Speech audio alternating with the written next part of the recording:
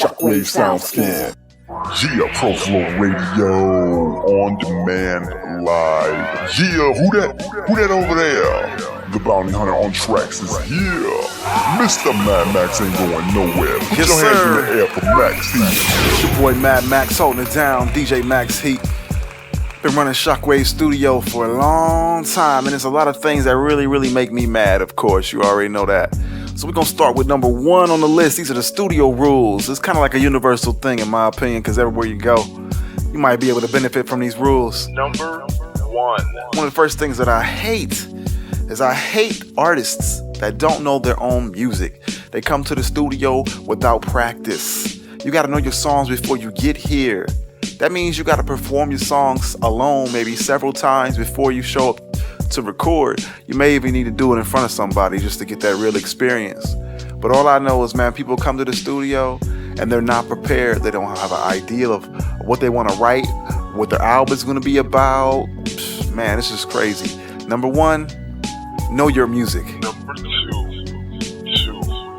Number two, I don't like artists that don't know how to record. I mean, they get in the studio and they want to just yell, and you tell them, let me turn this mic down, or you need to turn your vocals down a little bit, just, in general, how you're releasing your voice. And they just don't make a difference. They don't change what they're doing. It just drives me crazy. So you can't really spit or yell in a microphone just because you're in a studio. The studio probably has a very sensitive microphone, more than you're used to. So you need to be more gentle, more considerate about that response that your microphone's going to have to your voice. So, what I'm saying? It's called mic technique. You need to learn how to record so that your recordings will come out better. You make a bad recording because you're too hot, you're too loud, and it's just going to distort your sound, and you won't ever be able to get the right sound. Your engineer can work magic, but he can't fix messed up tracks. Number three is I don't like artists who don't know how to record clean tracks. Now, of course, everybody has the freedom to express themselves however they want to, but if you want to get on the radio and make some money commercially, you're going to have to clean your music up. You can't have like a song that's 75% profanity, inappropriate content, and expect some radio station or TV station to pick up your music to license. Yes, the radio does play mature content, but in order to get on the radio, you must create a radio edit. You have to have a clean song. You might have to clean it up, and you might want to think about that before you start writing and recording, because you're going to have to pay somebody to clean that song up, and the longer it takes to clean the song up, the more it's going to cost you. So remember, you want to come up with a song that's easily transformable. That's how I feel. Number four. Number four. I don't like artists that want to come to your studio and take up all your time.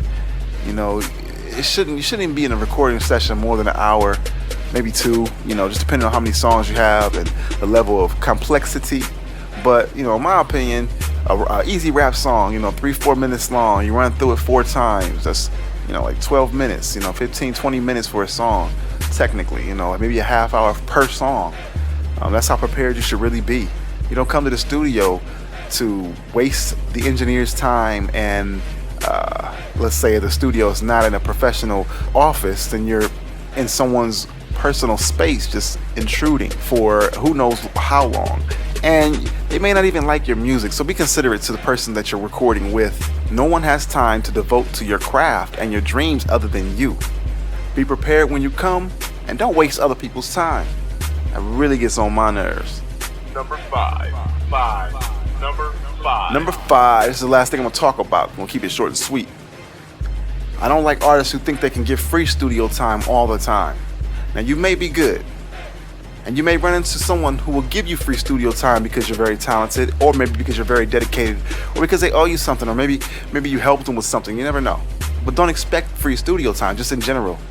It's not going to happen that regularly. And if you're not putting some money behind your craft, then you're pretty much doing yourself a disservice as well as the person you're working with.